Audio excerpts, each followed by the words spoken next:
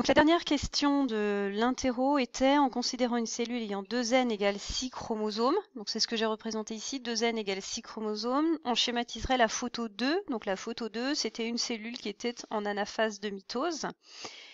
Donc ici, j'ai représenté 2n égale 6, c'est-à-dire que j'ai mes 6 chromosomes. Comme c'est 2n, les chromosomes sont par paire. Donc j'ai représenté les 3 paires, une rouge, une bleue et une verte. Donc j'ai bien mes 6 chromosomes.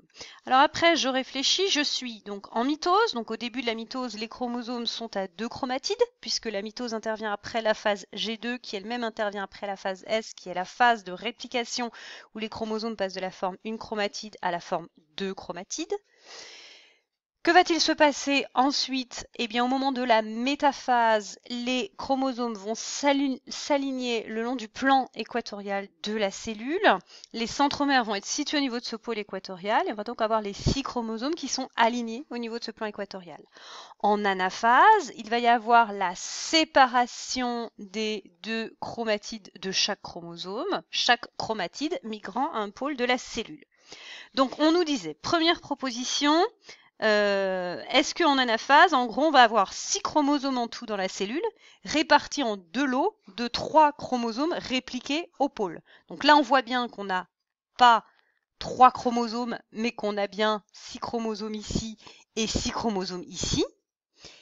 Et en plus, on nous dit que les chromosomes sont répliqués. Or, on voit qu'en anaphase, eh bien, les chromosomes ont été les chromatides ont été séparés. Donc ça ne pouvait pas être la première proposition. La deuxième proposition nous disait qu'on a un lot de 6 chromosomes simples à chacun des 2 pôles. Donc c'est bien ce que l'on a ici. La troisième proposition, c'était avec 6 chromosomes en tout dans la cellule, chaque chromosome étant constitué de 2 chromatides. Vous voyez bien que les chromosomes en anaphase sont constitués d'une seule chromatide, donc c'est pas possible. Et puis si on regarde bien, en fait, en tout dans la cellule, parce qu'elle n'a pas fini de se diviser, à ce moment-là, on a effectivement 12 chromosomes. Mais ces 12 chromosomes ne vont pas rester dans la même cellule.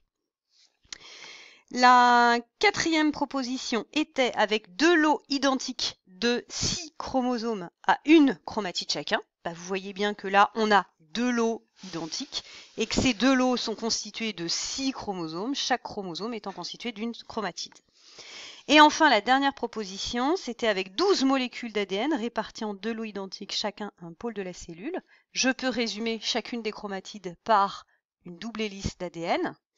Donc j'ai bien ici 3 et 3, 6 et 3, j'ai bien 12 molécules d'ADN qui sont bien réparties en 2 lots identiques, un lot à droite, un lot à gauche, donc chacun à un pôle de la cellule.